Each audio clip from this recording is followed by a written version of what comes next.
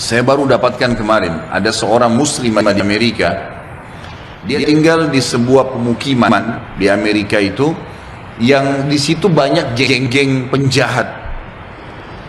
Orang-orang yang berkulit hitam yang tiap hari memerkosa, membunuh orang, saling perang.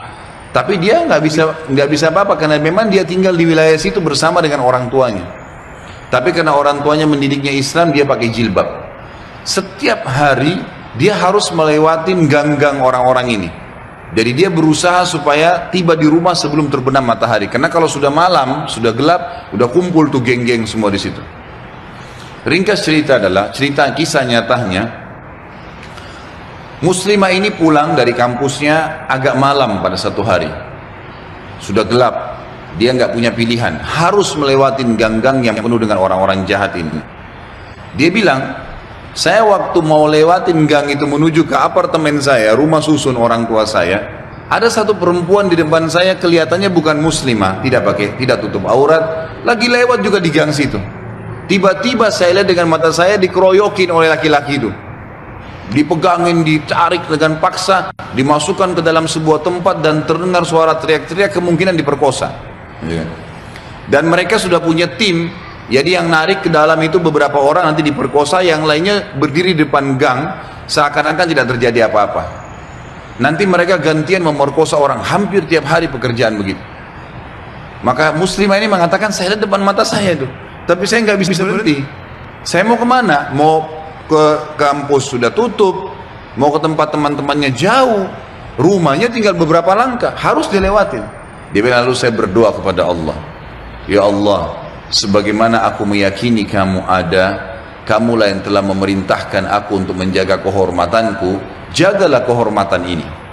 Dia bilang, lalu saya bertawakal, jalan aja sudah, apa yang terjadi terjadi, karena nggak ada opsi.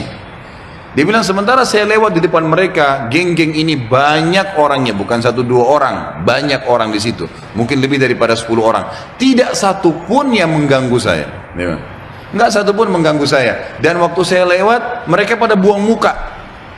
Orang-orang ini pada buang muka. Saya jalan sampai melewatin gang itu. Kebetulan rumah orang tua saya berhadapan dengan kantor polisi. Lalu saya datang kantor polisi itu, lalu saya berkata, tadi ada kejadian begini, ada perempuan diperkosa di sebelah sana. Polisi pun akhirnya menerima laporan tersebut, lalu memeriksa, karena dekat, betul terbukti ditangkap, masih ada perempuan tadi dan memang diperkosa, akhirnya ditangkap semua di penjahat-penjahatnya. Sementara ditangkap, dia bilang, waktu masuk di kantor polisi, mereka tahu saya yang lapor, saya pakai jilbab ada di situ. Tapi mereka setiap lihat saya pasti buang muka. Kayak orang, bukan buang muka karena marah ya, kayak orang yang ketakutan melihat saya, dia bilang. Sampai masuk di penjara semua. Sudah terungkap masalah itu, dia bilang, saya penasaran. Saya bilang sama polisi setelah itu, bisa nggak saya sebelum pulang, saya mau temuin penjahat-penjahat itu. Kata polisi, silahkan. Datang ke sana, dikawal, dia datang, dia tanya, waktu dia bilang saya masuk ke penjara, semuanya pada tunduk, gak ada yang berani lihat saya.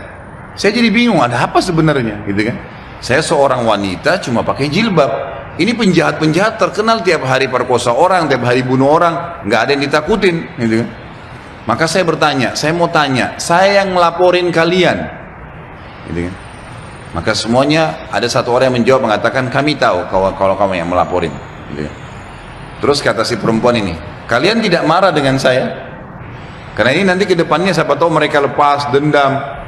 Nggak ada yang nyaut, diam aja semuanya. Terus dia bilang, saya mau tanya, kenapa waktu saya lewat tidak ada di antara kalian yang mengganggu saya? Saya ingin tahu, apa sebabnya? Ada satu orang, dia tidak angkat matanya ke arah perempuan, cuma dia tunduk, dia mengatakan, dari Anda lewatin gang sampai sekarang, di belakang Anda banyak orang yang menggunakan baju-baju putih yang menemani Anda.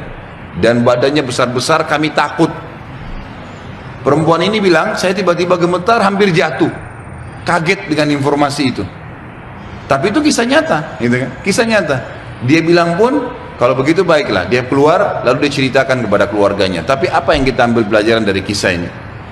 Keyakinan kepada Allah Subhanahu wa Ta'ala mendatangkan pertolongan yang memang tidak masuk di akal manusia, tidak masuk di akal manusia, nggak bisa, susah untuk dihubungkan itu.